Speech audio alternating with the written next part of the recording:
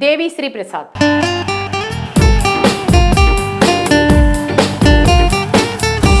ప్రస్తుతం దేశం మొత్తం పుష్ప 2 మ్యానియాలో ఉన్నారు. ఈ సినిమా మ్యూజిక్ వింటూ థియేటర్స్ లో పిచ్చి హైప్ లో ఎంజాయ్ చేస్తున్నారు.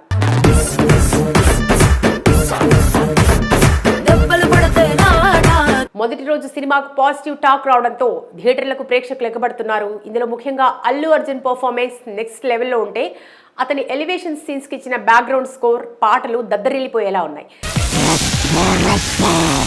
ముఖ్యంగా Pushpa title song, Kissik, item song, duet song, feelings song అన్నీ కూడా ఒకదానికి మించి మరొకటి ఉన్నాయి.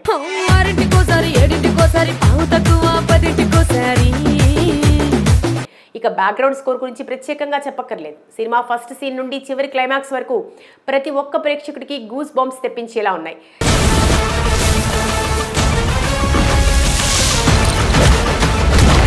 మధ్యలో ఇతర సంగీత దర్శకులు తమన్, అజనీష్ లాంటి వారు బ్యాక్గ్రౌండ్ స్కోర్ అందించిన almost majority portion Devi Sri Prasad background score మాత్రమే వినిపిస్తుంది. ఒక రకంగా చెప్పాలంటే పుష్ప మొదటి భాగానికి సంగీత దర్శకుడిగా దేవి శ్రీ ప్రసాద్ తొలిసారి జాతీయ అవార్డు అందుకున్నారు. పుష్ప రెండో భాగానికి కూడా జాతీయ స్థాయిలో మ్యూజిక్ అందించాడని చెప్పొచ్చు. ఇదిలా ఉంటే ఈ సినిమాకు విడుదల ముందు దేవి శ్రీ ప్రసాద్ కొన్ని విమర్శలు ఎదుర్కొన్నారు. టైంకి పాట ఇవ్వలేదు, టైంకి బ్యాక్గ్రౌండ్ స్కోర్ ఇవ్వలేదు, టైంకి ప్రోగ్రామ్ రాలేదు. పుష్ప 2 ప్రీ రిలీజ్ ఈవెంట్లో కూడా తన అసహనాన్ని ఇండైరెక్ట్గా ప్రదర్శించారు. దీంతో డీఎస్పీకి అవమానం జరిగిందంటూ కొన్ని సోషల్ మీడియా ప్లాట్ఫామ్స్లో తీవ్ర చర్చకు దారితీశాయి. అదేం లేదంటూ చిత్ర నిర్మాతలు కవర్ చేసినా ఎక్కడో ఏదో జరిగి ఉండొచ్చు అనే అనుమానాలు రేకెత్తిచ్చాయి. మీరు వచ్చిన ఏమన్నారు, రాంగ్ టైమింగ్ సార్, లేట్. నేనేం చేయను సార్. ఈ నేపథ్యంలో ఓ ఆంగ్ల పత్రికకు ఇచ్చిన ఇంటర్వ్యూలో దేవి శ్రీ ప్రసాద్ ఇటీవల ఆసక్తికరమైన విషయాలను వెల్లడించారు. But I knew that music composer wrote. But irrespective of whether I know the music director or no. Creative field ఉండే వాళ్లకు ప్రతిభతో పాటు నిజాయితీ కూడా అవసరం. నీ నుంచి వచ్చే ప్రోడక్ట్ నీదని చెప్పుకునేలా ఉండాలి.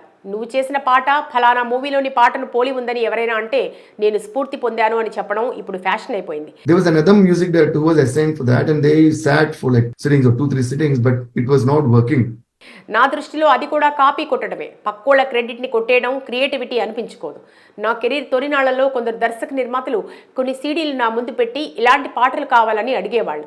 CDs or songs, just listen to them, just reproduce them for us and just the same thing. I said no sir, I'm here to create music and నేను క్రియేట్ చేయడానికి ఉన్నాను కానీ కాపీ కొట్టడానికి లేను అని వారికి నిర్మోహమాటంగా చెప్పేసేవాడిని.